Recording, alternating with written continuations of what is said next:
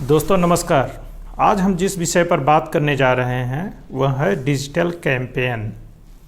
और यह शब्द तो वैसे चल रहा है लगातार, क्योंकि सोशल नेटवर्क पर अब मार्केटिंग की बहुत बड़ी संभावना बन चुकी है, या फिर कहिए कि अब सोशल मीडियम जो है मार्केटिंग का एक बड़ा माध्यम हो चुका है और वह अब मेन स्ट्रीम मीडियम बन चुका है।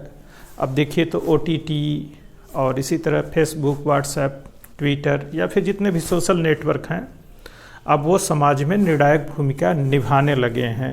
अभी अमेरिका के चुनाव में भी इन सोशल प्लेटफॉर्म्स पर तरह तरह के आरोप लगे कि उन्होंने किस तरह से जनता को मैनिपुलेट किया।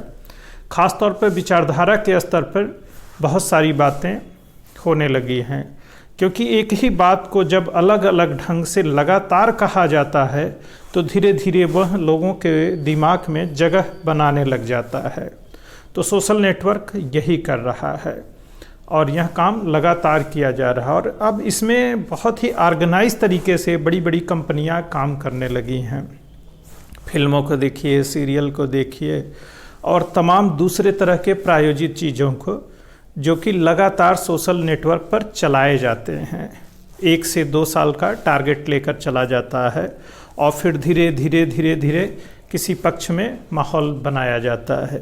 प्रशांत किशोर के आप पुराने तमाम इंटरव्यू देखिए कि उन्होंने आंध्र प्रदेश में, बिहार में, बंगाल में या कहीं भी जब वो कैंपेन डिज़ाइन करते हैं, मतलब जनता के मन मस्तिष्क में विचारों को कैसे इम्प्लांट किया जाए और उस पक्ष में जनाधार तैयार किया जाए, इसके लिए बाकायदा किस तरह से प्लानिंग की जाती है, किस तरह से नारे गढ़े जाते हैं और उसके पक्ष में ख़ास तरह के वीडियो, फोटो, टेक्स्ट और लोगों को लगाया जाता है।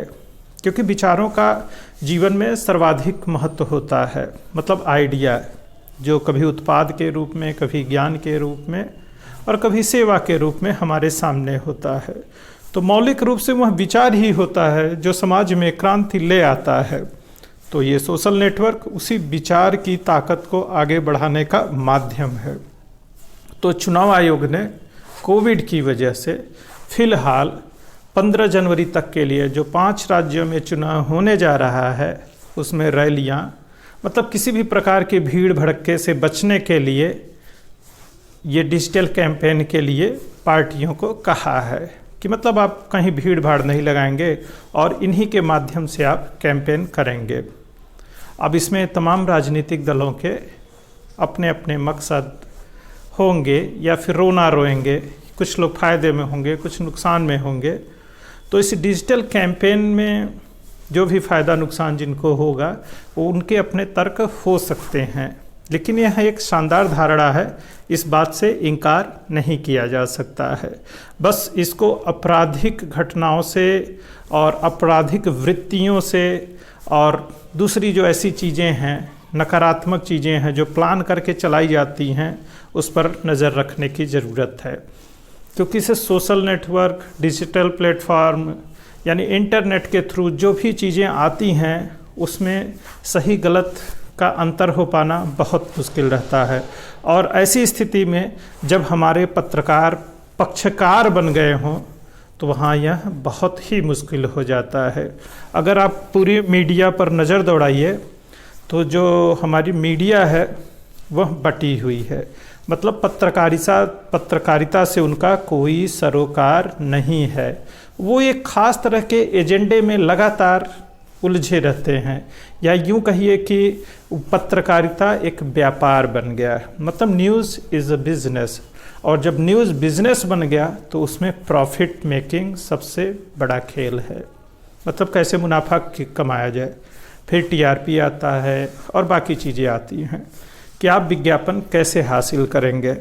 फिर उन्हें कोई औद्योगिक समूह चला रहा होता है, वह किसी दल विशेष का समर्थक या विरोधी होता है और वह उसी पक्ष में तथ्यों तर्कों को गढ़ता है, ढूंढता है, कहता है, और पत्रकार महज पक्षकार बन के रह जाता है।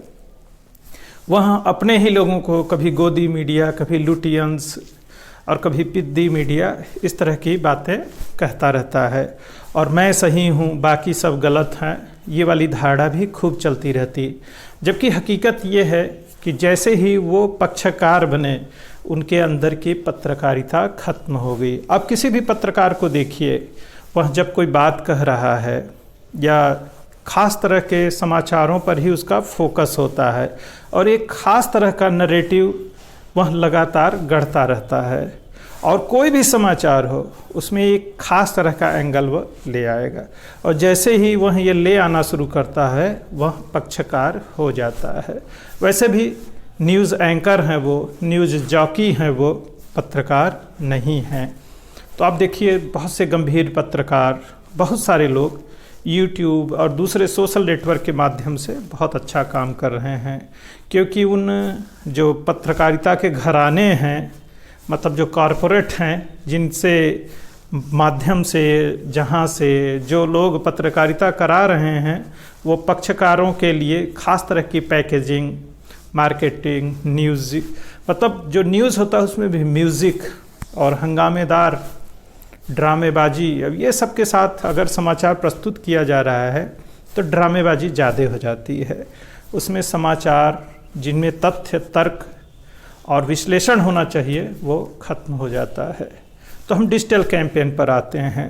तो डिजिटल कैंपेन, सोचिए कि यूट्यूब के माध्यम से मैं आपसे बात कर रहा हूँ और मुझे बात करने के लिए कुछ नहीं चाहिए, सिर्फ एक स्मार्टफोन चाहिए, कनेक्टिविटी चाहिए, और मैं अपनी बात पहुंचा सकता हूं। अगर मेरी बात में कोई दम है, कुछ तथ्य है, तर्क है, तो इसे लाखों करोड़ लोग सुन सकते हैं, देख सकते हैं। क्योंकि पहले जो पत्रकारिता थी, जो मीडिया घराने थे, जो उनकी ताकत थी, वह वन वे ट्रैफिक हुआ करता था, और अब ऐसा नहीं है। फेसबुक, ट्विटर, इंस्टा, मतलब जितने भी हैं, यूट्यूब, ये टू वे ट्रैफिक हो चुका। आप जब भी कोई बात कहते हैं, कुछ बताते हैं, आपको तुरंत फीडबैक मिल जाता है और जनता जनार्दन की, लोगों की प्रतिक्रिया तुरंत आनी शुरू हो जाती है। और आप जो भी कह रहे हैं, अगर वह तथ्यों और तर्कों से परे है तो तुरंत गूगल हो जाता है और दूसरे जगहों से उसको ढूंढा जा सकता है, समझा जा सकता है, मतलब वेरीफाई किया जा सकता है। मैं आपकी बात पे भरोसा नहीं करूँगा। इसी तरह अब जब कोई घटना घटती है तो वहाँ के जो स्थानीय यूट्यूबर रहते हैं, दूसरे जो पत्रकार रहते हैं, दूसरे तथ्य तर्कों को भी उस संदर्भ में सामने ले आते हैं। तो मेन स्ट्रीम मीडिया जो थी, अब उसकी विश्वसनीयता लगभग खत्म होती जा रही है, क्योंकि पक्षकारों ने एजेंडा सेटिंग मॉडल जो अपना लिया है पत्रकारिता में, वहाँ उन्होंने पत्रकारिता को बहुत नुकसान पहुँचाया है। तो फिर आते हैं इलेक्शन कमीशन के डिजिटल कैंपेन के बारे में। तो बेहतरीन इसलिए है कि अगर कोई पार्टी शिकायत करती है कि उसके पास संसाधन नहीं है तो ये झूठ है, और उनके मतदाता समूह के पास पहुंचने की ताकत नहीं है तो ये भी झूठ है। आप इसका एग्जाम्पल हम अपने प्रयागराज से ही आपको दे सकते हैं कि भोजपुरी गाने, फिल्मों का आप किसी भी सोशल प्लेटफॉर्म, नेटवर्क पर देखिए, उसके व्यू और उसके रीच को देखिए, जो कि गांव के लोग ही देख रहे हैं, सुन रहे हैं, वो करोड़ों में है। मतलब उनको देखा सुना जा रहा है, और देख सुन वही गांव के आम लोग रहे हैं। और एक गांव का साधारण लड़का एक कोई छोटा सा वीडियो बनाता है, मीम बनाता है, 30 सेकंड का कुछ भी कर लेता है और वो फेमस हो जाता है। तो इसलिए आपकी पहुंच नहीं है, पहुंच नहीं सकते हैं, ये तो झूठ है। अब ज़रूरत इस बात की है आप उस ताकत का कैसे इस्तेमाल करते हैं। क्योंकि 2014 का एग्जाम्पल, जब मोदी के विरोध में पूरे देश की मीडिया है लगातार मोदी को कवरेज नहीं दे रहे हैं, तो मोदी इस मोबाइल की ताकत को समझ रहे हैं और वो जनता तक सीधे जुड़ जा रहा है आदमी। और चुनाव नज़दीक आते आते सारे मीडिया के लोग मोदी के इंटरव्यू के लिए परेशान हो जा रहे हैं, जबकि अब मोदी के पास चॉइस है को इंटरव्यू दे या न दे, क्योंकि वो यूट्यूब, फेसबुक, ट्विटर, मतलब जितने भी माध्यम आप जानते होंगे, उसके माध्यम से जनता से सीधे जुड़ चुका है। वो आदमी जिसके हाथ में मोबाइल है उसके पास मोदी है। तो बाकी लोगों को किसने मना किया? आप चंद हज़ार के मोबाइल फ़ोन और कुछ 100 की कनेक्टिविटी से जनता से जुड़ सकते हैं। अब बताइए कौन सा ऐसा राजनीतिक दल है कि इतना सामान्य सा संसाधन उसके पास नहीं होगा? कोई भी हो, सबके पास है। अगर आप सोते रहेंगे और जनता से कनेक्टिविटी नहीं बनाएंगे और आपके पास कहने के लिए कोई बात नहीं है, तो आप रेस से बाहर हो जाएंगे। तो डिजिटल कैंपेन उन सभी लोगों को रेस से बाहर कर देगा जो समय को नहीं पहचान पाते हैं। वह सपा हो, बसपा हो, कांग्रेस हो, भाजपा हो, कोई भी नेता हो, क्योंकि आपको जनता से कनेक्ट होना है और कनेक्ट होने के लिए टेक्नोलॉजी एक सबसे अच्छा माध्यम है। इस बात से कोई इनकार नहीं कर सकता। और समय के साथ आप नहीं चल रहे हैं तो आपकी कोई मदद नहीं कर सकता है। थोड़े से पैसे इस पर भी खर्च करिए, कोई पैसा नहीं लगता है।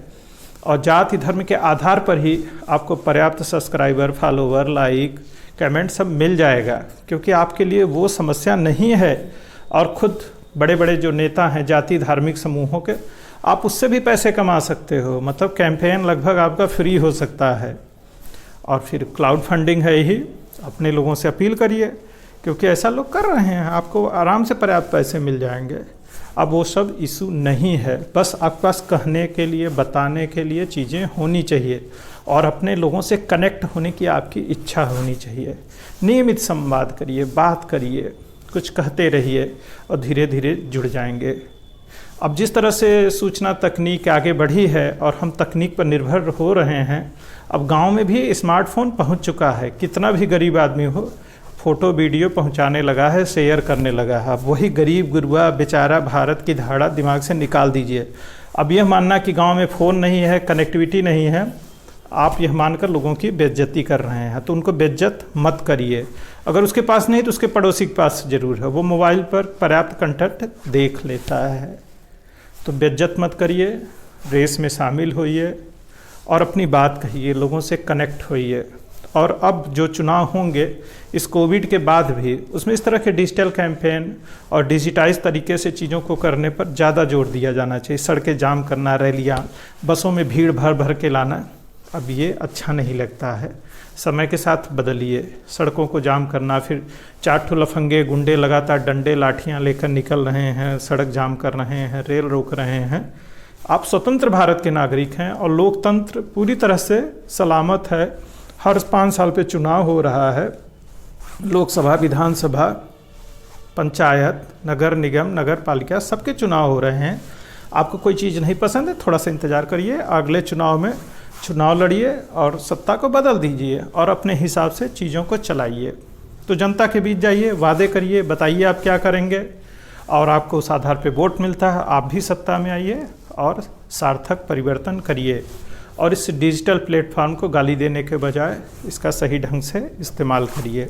और इसमें जो कमियां होंगी, जो मतलब कुछ भी इस्तेमाल होगा, उसमें अपराधी आएंगे, शातिर लोग आएंगे, तो उसको रोकने के लिए नियम कानून नए सिरे से बनाना पड़ेगा, परिभाषित करना पड़ेगा, लोगों को अलर्ट रहना पड़ेगा, क्योंकि अपराध भी समाज के साथ रहेगा।